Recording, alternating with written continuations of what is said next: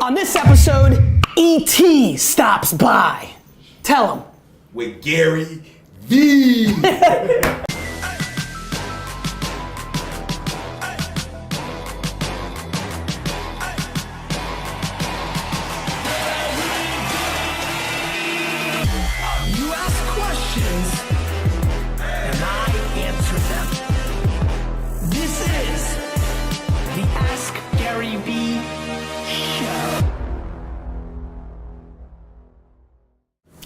This is GaryVee, Nerd Chuck, and this is episode 223 of the Ask GaryVee Show. Don't laugh about me screwing up episode, D-Rock. I saw that. Eric, I'm really glad we did this, man. Likewise. For a long time, people kept I would get these random emails back in the day saying hey, you're like the small white version of Eric. I'm like, who is Eric? It was always really funny to me, and then obviously in the last couple months we connected on digital, and Absolutely. I'm glad we made this happen. Yeah, and I'm glad to be, I've always wanted to see the GaryVee live. You know what I'm saying? I wanted the guys would know I would do that. I was just doing it on my own. One of these days I'm gonna see it live. So I got that off my bucket list. I appreciate it. Now, why don't you tell the few people that don't know who you are a little bit about yourself, where you come from, how you roll? Eric Thomas, man, high school dropout. Mom got pregnant with me at 17. Didn't really start talking to my father until I was 30. The whole nine. Homeless, sleeping in abandoned buildings. And my guy and CJ, man, we built this company from, I don't know if we had 50 cents, no cents, I don't know. Negative cents? Negative cents. Owed a couple people from around the way. Right. Literally built this motivational brand, from the bottom up. And so now, of course, we work with corporate people like, Cavaliers with Dan Gilbert, sat down with Warren Buffett, working the NBA, NFL, traveling the world doing this thing. So how did it start? CJ, give CJ a little camera time. Yeah. Nobody will give CJ. Yeah, let's give CJ some camera time. It's true. Listen, I know how much everybody around me matters, Absolutely. And I think a lot of people don't. Yeah. You and I are lucky because we were gifted with DNA that allows us to communicate, motivate. We're a vessel. But there's a lot of people that make things go.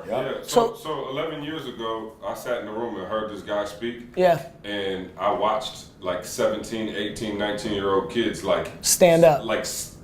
Silent. They couldn't even move, and you could tell how it was impacting them. I said, I don't know what this is. I don't know how we build this into a company. I don't know how we spread this across the globe. But I'm down to die trying with you. I believed in the message that much, and from that day forward, we were just all right, let's figure it out. Let's get it. And so, how did you get to that? So it was him speaking. Absolutely. So how did you get there? What was that about? Yeah, I got college. It was so funny. We would go to these major cities, and these guys that I was with, they were theology majors, and they would speak at these different places, and I wasn't good enough.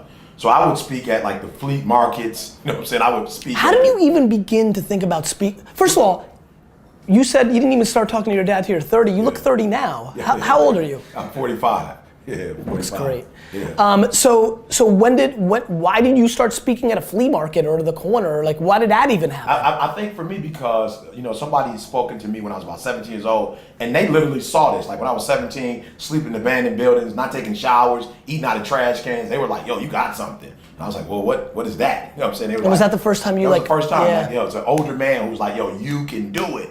So he helped me to get my GED, sent me out to college. And who was this man? His name was P.C. Willis. He was a pastor at a local church that I kind of went to every now and then with one of my homeboys. And it was just unbelievable. He helped me get my GED, sent me 780 miles away from Detroit.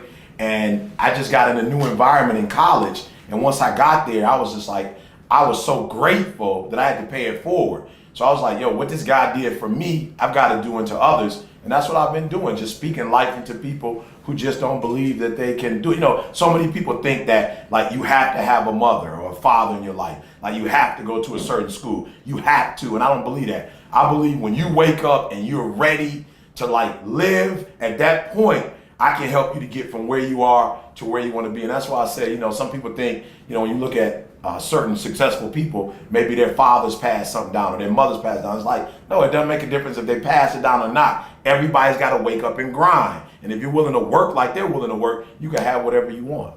Agreed. So one thing that is interesting to me sitting here, something literally popped in my mind, which is, I don't know if you've ever heard this, your crew's ever heard this. I so associate myself as a businessman, right? Like I build businesses and I happen to be motivational. I was sitting here and I was like, I always say your truth is what has to be done. I think a lot of people want to be motivational speakers, life coaches. There's money in it. It seems like, well, I don't know, I'm just gonna tell you and like, wow, right? And I'm sitting here and like, here's a guy who does the motivational thing. I don't really love associating that much with motivational thing. I don't know why I feel good about it. And then I don't know your story at all. I don't know anything. I'm like very weird. I just go with whatever I feel and I'm sitting here like, truth again. He was motivated by a man. That became his gateway and he's scratching his own itch. He's reverse engineering. Absolutely. And for me, here's the deal. A lot of people say ET is a motivational speaker. Really, I'm not, Gary. What are you? I started as an educator. Yeah. I got a degree in education. I started with a GED program. Yeah. I was just great at the GED program. Right. And I think that's where people go wrong. People think that it is a profession that makes you great. It's not. I believe you have to be great and you take whatever you're doing and you make that thing. Do you get mad how do you process when somebody says you're a motivational speaker? I like, don't minimize me. Like, I totally don't agree. make me into that. Like, I taught a GED program. Like, you build businesses, I build people. Yep. I just happen to be able to talk about what I do. A lot of people can't talk about what they do. I just talk about what, but I build people. If you put me in a room with somebody that's about to get a divorce, I guarantee they won't get one. You put me in a room with somebody or they might, right? Because I assume, because this is what I do when I motivate or try to mold, I'm trying to reverse engineer the truth. Some people should get a divorce. Oh yeah, I feel you. Now, you know what I mean though? Yeah. But I'm just hoping sometimes people walk in, they're like, I don't want a divorce. I sit and listen, right? But but listen, or I assume you do this, maybe I'm wrong, but no, I'm not, because you wouldn't be here if you listen. Yeah. People walk in, they're like, I don't want this to happen. I listen for 20 minutes, I'm like, no, you do want that to happen. Yeah. Right? Like, it's very interesting. All right, Andy, what are you doing here? This is not India, this is not the professor. Okay. Were you? No, I know. This is. I'm just. He's never asking the questions. Are you just excited? Like, why are you here? India had some projects she had to work on. Oh, India got fancy. She got fancy. All right. What's the first question? Because I'm used to her when I watch it. I'm used to her. Yeah. I was like, he's not as pretty as she is. No, he's really not. A video cast. Was your your password was crazy? Yes. What is that? You go like. I just go back and forth. Respect. All right. Let's see. Bye. Hey Gary, hey ET, it's Byron Lazine. I appreciate you guys taking the question. I'm about to go into the gym here. It's 5:45, trying to get my hustle on. 5:45 I sent a PM? question into Gary last week, and I hope whoever's editing this will throw in my YouTube channel here, trying to obviously get a little bit of exposure. But you guys have been such a big inspiration to me. ET, I found you a number of years ago. The talk you did to that classroom inspired the crap out of me. I've watched it over 100 times. Gary, the first time I saw you was a keynote to Remax. You ripped their faces off. And I'm going to be giving a keynote, actually, or rather an 18-minute talk at the Tom Ferry Summit next week. This is the Super Bowl of all real estate conferences. I've done 200, 300, 400 person talks, but this is in front of 5,000 people. What advice do you have for me stepping up into the big leagues? And guys, I'd also like to know, when your speaking career really launched, were you out pushing that? Or did you let all those paid speaking opportunities come to you? How do you grow a paid speaking business? Thanks, guys. Be well. Eric, what would you, let's answer it. Go ahead, you go first. Yeah, so first of all, I want to say this, because he talked about that first speech. Again, Gary, I wasn't doing that for the world. It's an accident that video came out. Like, I had no idea that video somebody was recording it and put it on YouTube? Actually, a guy recorded it for his thesis. Yep. He never used it for his thesis. Okay. So the only reason he mic'd me up is because he when was this? Class. This was 10 years ago. Actually, the anniversary to the Guru story is this school year. So that's when I did it, right? And that was your breakout? That was the breakout. Well, and when we say breakout, we mean to the world. I have 2 careers. The first one was I've been doing this. 100%. Yeah, like, I've been doing this for 10 years.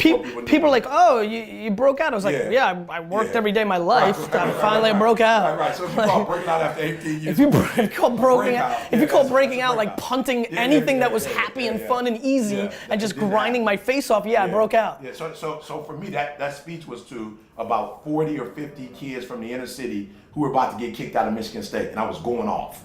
I was just going off because it's like they don't have 3 chances. Like their parents, just got laid off of Ford, Jim, and Chrysler. We're talking about when the country hit the recession. These kids' parents have lost their job. GM, Ford, Chrysler, all crashes. This is their chance to get a degree. And they're so I'm going off. Of course. Somebody happens to record it. Especially because, you know, I'm gonna use that as my answer, which is when you tell your truth, it's not scary to talk to one, it's not scary to talk to 50,000. You ask me right now to read your email, right now. If you gave me a long email and said read it, I'd be scared. You know why? I'm bad at reading. I don't like reading. It's not what comes natural to me. It's like I can go speak in front of this whole city, this whole thing. Give me 80 million people, I'm ready. Give me the mic, I'm going. I'm ready right now. You asked me to read in front of this inner circle, I'm like, you know, let's go get a drink, guys. No, that's stupid, let's do business. Like, it's unbelievable. So to Byron, just go speak your truth. The biggest mistake people make, and you're by accident similar to me, I was a businessman just going to a conference, I don't know. Like, you know, the number one reason people fail is because they have to think. Yeah. And when you think, because you don't know, because you're trying to fake it, you know what's easy for us, and yours is more extreme than mine, but I have my version of it. When you're not at any plateau, when you've been there, like nothing's super scary. What, you're gonna laugh at me? Like when like kids made me drink pee because I couldn't speak English? Like things aren't scary. What is somebody gonna do to you? Like when you're eating out of the corner, like who's gonna do what? Somebody's gonna laugh at you at a conference? They didn't like the way you curse? Like, I mean, that's the silly, like, so I think the biggest thing is to talk your truth, Byron. Don't try to act bigger than you are. Everybody does that. Oh, now that I'm on a big stage, let me pretend or embellish that I sold a lot of apartments, or you know, people embellish or fake it, and then you're scared. You're scared somebody's gonna call you out on it. You're scared somebody's gonna come. I had Tyler right now. I'm getting my report card right now sent to me. My report cards from high school, because somebody in the comment section of Facebook said, Gary, you weren't that bad of a student from high school, only because I think they liked me and they didn't want to believe I was such a bad student. I'm like, oh, you think so? Let me go get it. You know, like, so I just think it's truths. And I would say to him as well, you know, give them something, man. Like, too many people spend so much time talking about their accomplishments and what they've done. Give them something. Give them a tool or two that they can literally take. I'm talking about as soon as, like, don't, I listen to some of these guys, no disrespect, but it takes about 18 messages before you actually say something to me, right? So I'm saying, do me a favor, just give them one or two things that as soon as the conference is over, they can literally take with them and actually use. I'm super mad you said that, because you're more right than what I was saying. It's more important than your truth, even though that this doesn't sound like it. I believe that 90% of talks in public today are press releases for that person, and they're doing propaganda for themselves, and then they just leave. Gary. Absolutely. I'm trying to guilt loving me that I gave them so much that they're like that. Like, honestly, you know what I like about Kendrick Lamar? What do you like about Kendrick Lamar? I like that. Oh, we got a nice little cadence going here. I like that when I feel like if I was good enough to be a rapper, I would have the same mindset. What I think he does, and I don't know if this has been talked about. Again, I don't read anything, so I don't even know if this is out there. I assume it is because it's so obvious. He goes on other people's albums and he's trying to steal those fans. Like, when I listen to how he does it, I'm like, I get that. I go to every conference and I'm trying to make anybody that came there for somebody else question that person. Yeah. Explain that though. Explain. Okay. Like, I go to every conference and I go, look, this is a conference. There's this fancy person. There's Warren Buffett. There's Tony Robbins. There's Eric Thomas. Absolutely. I'm sure a lot of people can. I'm not the only person, but I'm gonna go on stage and I'm gonna make every single person leave saying, I don't like Warren Buffett anymore. I like GaryVee. Like, I'm trying to go. And by the way, that's not by having bravado. That's not having. That's not cursing. That's, I'm gonna provide so much stream of value, so hard, so long, that they're gonna be tired when I'm done. Bring value. And that's why you know who GaryVee is. Like, for real. And you guys gotta hear that, because a lot of you that I study, who study GaryVee, this is why I laugh, Gary. There are people who look up to you who don't do what you do. You mean everybody? You mean everybody? They're like, do you know how many people tweet, hustle, and work 6 hours a day?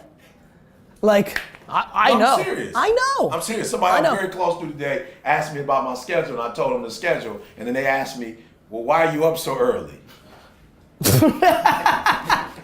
Yeah. Let's move to the next question before I get angry. I get By the way, real quick, I got angry. If you ever say to somebody else, why are you up so early? That is the quickest tell to you are not a winning player. If that has ever crossed your mind, you've lost. Go ahead. IKE asks, as a rapper, what are the best marketing tips to implement? Should I treat music like an entrepreneur would his product? I would just say exactly what Gary said before. Just add value. Think about a specific group of people, because you can't reach everybody.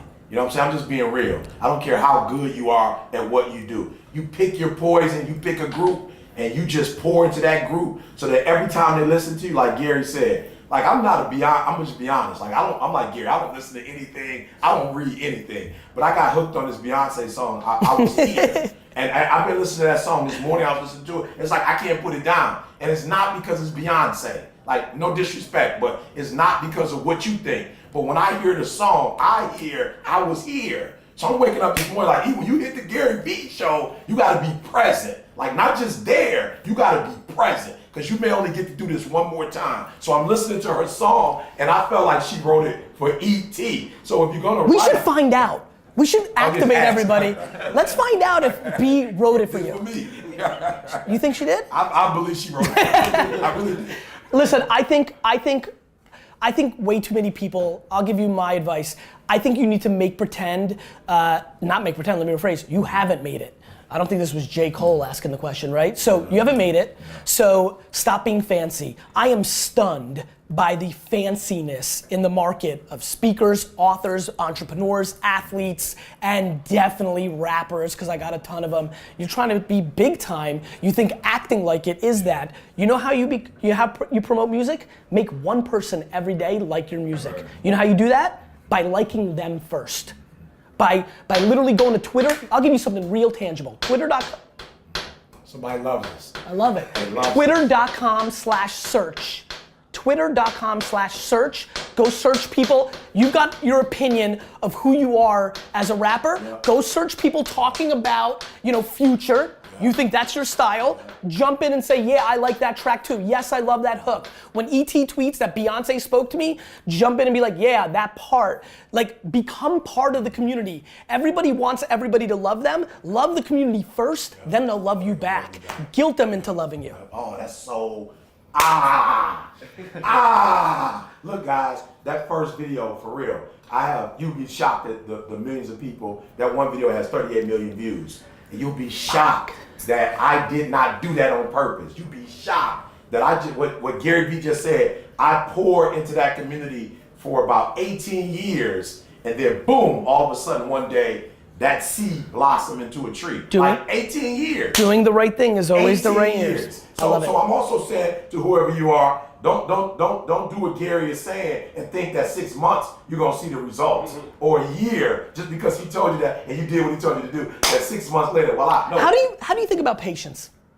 I mean, it's life. It's everything. I'm a big pusher of patience. Yeah, I'm just saying, because you don't know the result. You can only work the process. You don't know when the pride is coming. Do you know what I'm most fascinated about? Everybody there right now, how many people gave up a month before it was gonna happen? Like, weeks. Like, I'm worried that what happens when you die and you go talk to God, God's like, yo, listen, I gotta show you something. You gave up on March 19th, 1994. Wow. It was gonna happen on April 7th, 1994. And you're like, what? Like, I'm fascinated by lack of patience. All right, let's go move on. Jacob Brown asks, as a PhD, what percentage would you contribute of where you are today to your degree? Absolutely zero. Zero. I didn't get the PhD for success. I got the PhD for the patience. I got the PhD for the process. When did you get your PhD? Last year, May. Did you think you know what? This is a real good opportunity. On a real serious kick, I think what makes this show good is I'm super not scared.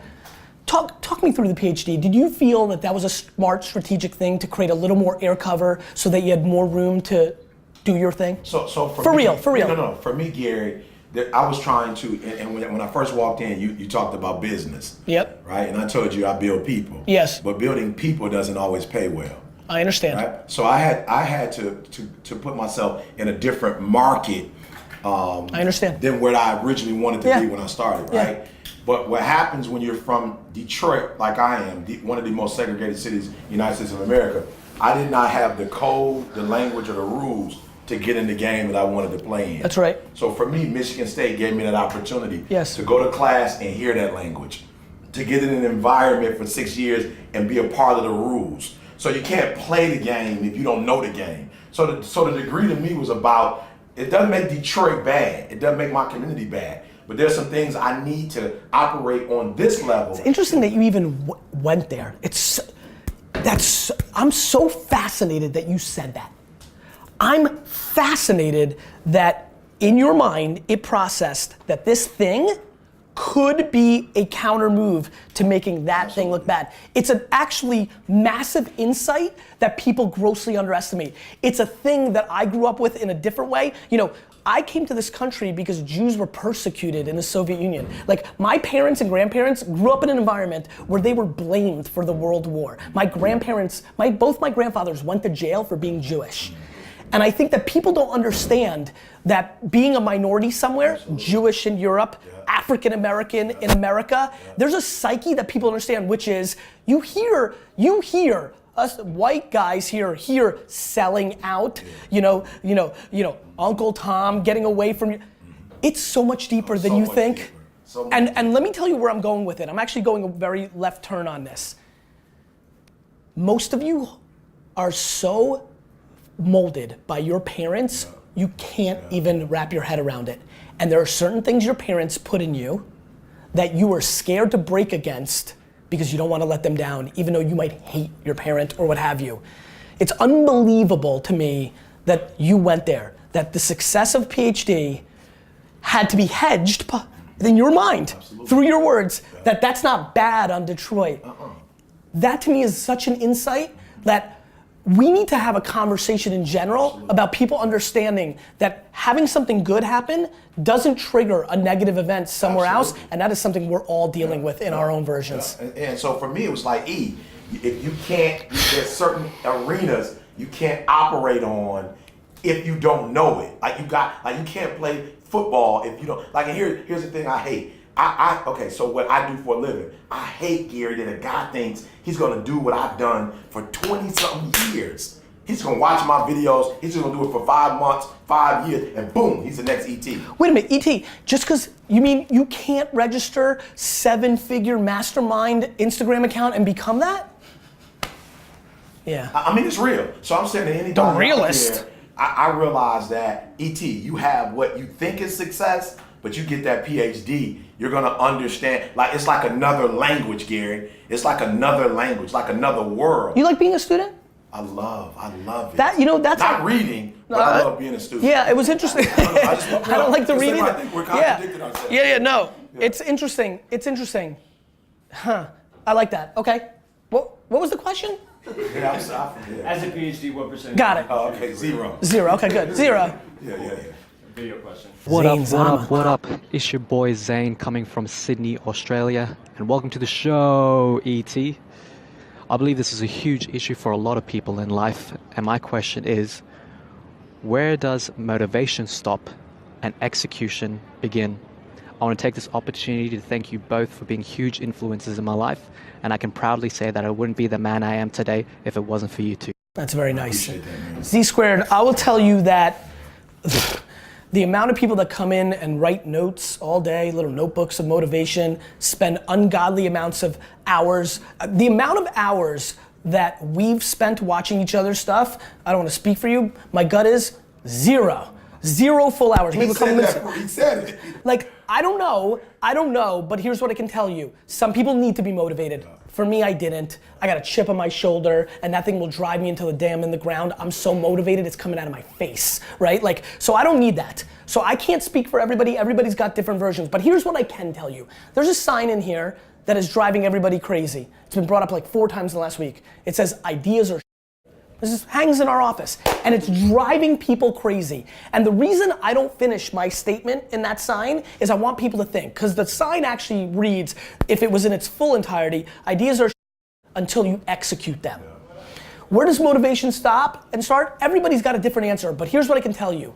It's really easy to be motivated. Either you've got it or you can watch it. It's really hard to execute. It is the variable that separates people. People are always gonna tell me every day I roll up on people, they're like, yo, I'm gonna buy the Seahawks and you're gonna buy the Jets. And I'm like, great, can't wait to see you. People are always telling me that they're gonna do this and that and this and that. And you know what I do? I don't know if you do this. I ask lots of them to email me in 60 days, in 90 days, in a year. And you know how many do? Goose egg. And I don't know where it stops or starts, but I know that most of you, 99% of you, aren't gonna do anything about it, and that sucks. I'm with Gary. Inhale, exhale. It's like asking me which one is which. I don't know which one is which. You inhale, you exhale. I don't know which one is first, which one is second. But if you're not executing, you're not motivational. Like, I don't know what that other stuff is you're doing. But real motivation, I don't know which one comes first, but it makes you do something. Like, if you're not doing anything, you're not really motivated. Do you think it's a little bit Star Wars like? I just went somewhere weird. I'm sitting here and I'm like, you know, the truth is, don't you think motivation comes a little bit from a little bit of darkness? Like this is my point. You know, this is fun to do this in this room, and I was talking to a bunch of female entrepreneurs the other day, and some leaders in my company. There's a lot of mixed genders in here. And again, I'm so scared to go here because I understand where I'm going. I don't know. I think being a minority, being an underdog is an advantage. I can't not believe that. I genuinely believe, I'm making this for my son, Xander. I think you're soft. I think you're watching this right now 6 years from now. I think you're gonna text me in a few minutes and be like, yo, I'm gonna kill you, which I hope, because I hope you have that in you. But the truth is, I just believe that Andy's in a disadvantage. I just genuinely believe that. I believe so. I don't know how else to say it. Now, that's me, by the way, that's me stereotyping. If Andy's lucky to be motivated, something bad happened. He had I don't know his dynamic with his brother, but I think being a younger brother is a great one, right? Show me a kid who walks in here and says, I'm like, what's your story? Well, I grew up super rich and white and it's awesome. I'm like, keep going. They're like, well, my older brother was a star football player and I wasn't. I'm like, okay, now, I start, right? I'm like, show me something. Absolutely. I think a lot of you are not motivated because you're lucky. Yeah. And what I mean by that is you're lucky in different ways. You haven't dealt with adversity that much. And by the way, it's not a black, white thing, girl, boy thing. Absolutely. It's you just had great parents, you had a good upbringing. Life just didn't give you that much adversity. And so, I don't know, I want to slice throats. I don't know, my stuff is super evil. I'm being really honest with you guys today. I go to the conference, everybody's in the green room, friends. I'm like, I'm gonna slice your throat. You're gonna go up there and people are gonna clap. I'm gonna go up there and people are gonna hate you after. I'm gonna be like, why did I even clap for the guy before me? That's what's going through my mind. No question. It's just not a nice thing. Yeah. No question. Look, do you know why people hate that when I have guests on? It just happened right now. I interrupt. Oh, you're supposed to, Gary. I can't help it. Yeah, you ready to go. I was just gonna say though, for me, everybody's like, man, the way your son, you're so engaged with your daughter. It's because my father wasn't there. I'm not a good father. I just didn't have my father. So every day I wake up, that drives me. I'm not gonna be him. Every time I get on the mic, it's like my people didn't take it. All of us talk. Nobody took it back. So I'm taking it back. So I'm with you. It's the dark side. It's I didn't have. I ate out of the trash can. I told the kids yesterday with the NBA, I said, look, everybody can get, but can you keep? So for me, I say, I'm not into money. I just don't want to go back to being homeless. I don't want to eat out of trash cans again. I don't want to sleep in abandoned buildings. So it's the darkness in me that gets me up and drives me. I genuinely believe the worst thing in life is to be somewhere, grow, and then go backwards. Now, I'm weird because I'm also weirdly romantic to it. Like that Rocky where he loses everything and he's back. There's a part of me that's always like, ooh, if I lose everything, but then I'll rise back and then I'll realize who my real friends were. Andy will not want to be my friend anymore. Good, when I rise back up, I'll be like I know. You think so? I think so. All right, let's go to the next one. Andy, you owe me.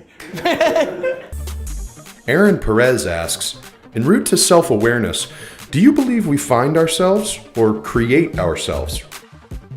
Well, that's a deep question. How self-aware do you think you are, if I asked you that? Very. Me too. Very. Who do you think's more self-aware, me or you? Me. You know what I feel. You know what I feel. You think it's you. Of course. I feel like I genuinely think I'm the most self-aware person on earth. Right. I don't know, Gary. I'm waking up But at 3 o'clock in the morning. do you feel? Just I'm constantly texting you at asking questions. 2:53 tomorrow morning, and I haven't even gotten to sleep yet. So, Well, I did go to sleep. so that's a really nice question. Yeah. What do you think? Yeah, no. I believe that, you know, in our book, we just came out with Average Skill, Phenomenal Will. Is that your first book? Third book. How are you in book world? You good at it? Yeah, we're good at it. We're very good. Very good at it. Well, how good? Underground. Yeah. What do you mean underground? There's like a whole Garage. Still real around, self-published around. from the garage. Everything. Like what? Like open up the trunk and selling it from the back? Absolutely. Love it. It's online. Yeah, I know. I'm kidding. So no, but our first. Have you ever third considered book- going main publishing? We have, and we didn't like the numbers. Yeah. I'll be honest, when we started out, we had such a big following that wanted to support us like off the bat. Like Right. we'll buy it as soon as it comes out at $25.99. Yeah. That, you know, we went and talked. You're like, why go share with other people? I go share. You're right. They were like, okay, $4 a book. We were like, yeah, no, we're good. We're going to keep it Yeah, over here. totally Yeah. understand. So for us, in our third book, Average Skill, Phenomenal Will, Underdog, we believe that you don't have to have a phenomenal skill, but if you have a phenomenal will, you're not gonna quit, you're not gonna stop, you'll be successful. The very first chapter, this is why I think I'm more serious about it. The very first chapter is self-awareness. Very first chapter. Really? Because you know what's funny about my book? Yeah. Talking about who's more serious? I put self-awareness in my title. I put in my title.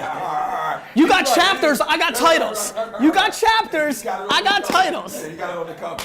Yeah, you got it on the cover. You know, I think that's a really interesting question. I think that's one that we'll never really fully figure out. I'm always wondering, was this my destiny or did I mentally create it? I think it's a very fine line. I definitely think there's elements of both. Absolutely. And I'm a big believer in momentum. I'm sure as you started feeling it, and it, you know, momentum is real. You know what? I do think a lot of things, like I think about sports, and you see that athlete who matured a little bit late, right? And had a big second year. And then all of a sudden it's like, wait a minute, like, you know what's funny? I started a sports agency called Vayner Sports. We just started, we're recruiting kids. And I'm talking to these kids, I'm like, when did you think that you could be a pro, right? They're like juniors right now, seniors about to come out. And a lot of them are like, after this one game my sophomore year. Wow. Like multiple people said it. After one game. Or after one big game, right? Or when my homie went to the league and I was dogging him in practice, I'm like, wait a minute, Jerome's going to the league? Like, you know, it's super. Underdog. Yeah, That click. but what's interesting, what I'm trying to make the connection is when they said that, when they made the decision that they could go into the league, everything changed. Yeah. They worked out more, Yeah. they played better, Yeah. they ate better, Yeah. they went down to one girlfriend instead of 7. My one man, I was dying when he said that. You know, but it's funny, it was the mental decision that created their actions. Absolutely. I got my health together 2 years ago. It was a mental game. Then I got there. Now I'm there. Yeah. It's very mental. I don't think we talk about the brain enough in our society. And I think that's going to be a big subject that we'll discover. I think people look back at some of the things we talk about and others 100 years from now and be like, wow, they were early on to understanding how much the brain could do versus all the other intangibles. Yeah, absolutely. Yeah. All right, ET, you get to ask the question of the day. Any question you want. Who do I ask? The Vayner Nation and all your fans. You get to ask a question, and in the YouTube comments and Facebook comments, people will answer it. What's the one, you know, you're gonna get 1,000 answers. You've got a good sense of where our crossovers are. What question do you want to ask? I can ask you anything. Not me, them. I want to ask Gary. You can go ahead, ask me, and then think about. You guys Go ahead. don't even have anything. You guys answer my question as well. Go ahead. So the one crossover. Yeah. Like, you know, like when you look at basketball, Yeah. you got a guy that's just dribbling, Yep. and then one day he crosses over. Yeah. And saying he feels like this is mine. Yes. This is mine. What was your crossover for you? What was that one? Like you knew. My first baseball card show. I'm so glad you asked this. This is not something we've ever really expanded on. I've maybe told it once. I'm curious if you guys even know it. My first baseball card show was in 8th grade, and the Phillipsburg Mall had a baseball card show. And I'm like, we're gonna do it. I'm gonna do my baseball card show. And I went on Friday after school. It was a Friday, Saturday, and Sunday show, but I was still in school, so I couldn't do the Friday, but I wanted to get a table for Saturday and Sunday. And I go Friday to the promoter, and this big fat guy comes out, like 400-pound guy, right? Looked like Avalanche from WWF, like big guy, like, you know, tugboat, like big guy. And I go, are you the promoter? He goes, yeah. I go, can me and my friends get a table for the show? He goes, the show started. I'm like, no, for Saturday and Sunday. You know, it's like real combative. I'm like, I'm like 4'7", like 84 pounds, you know, and I'm like, no, we want a table. And on the drive there, this is the punchline. On the drive there, we made a pact, like all hands in. If it's $100, or less, we'll do it. And if it's more, we're not doing it. Super packed, blood brothers, like, this is what we're gonna do. We get there, this man goes, sure, it's $300. And then before he said dollars, I said, well, take it. So we shake hands, we walk out of the mall, and they're just looking at me like, and I was like, $300 was like, you know, like I was like, I'm like, we'll do it. I was nervous, this and that. First, we get in Saturday morning, 7 a.m., donuts, the mall's not open yet, we're setting up, we're excited. I'm like, I can speak in front of 8 million people, I'm not gonna feel that energy like I felt. That was my first, you know? And I walked that whole mall, I walked it, I looked at everybody's tables, I memorized everybody's prices on every card. I came back to my table and I lowered every one of my prices $1 cheaper than the lowest price across the whole show on every single card. And then I hustled, and by midday, by like 12, 1 o'clock, we were there for 4 hours, the mall was open, we'd already made all our money back and more. The night before, my dad, who never talked to me ever, he just worked. Me and my dad had no relationship. My dad came up to me, I told my mom I was nervous, and like my dad came up to me, and I love my pops for this, he just said, it's gonna be a great learning experience. I didn't understand. I was like, what does it mean, this stupid, you know? Anyway, that was it. That night I went to sleep, and I was in 8th grade, and I'd already been punting school since 4th or 5th grade, but that night I went to sleep and I said, I'm gonna be great. That was it. And I've never wavered since. So that's me. What's your story? What's your crossover moment? You keep asking questions, we'll keep answering them.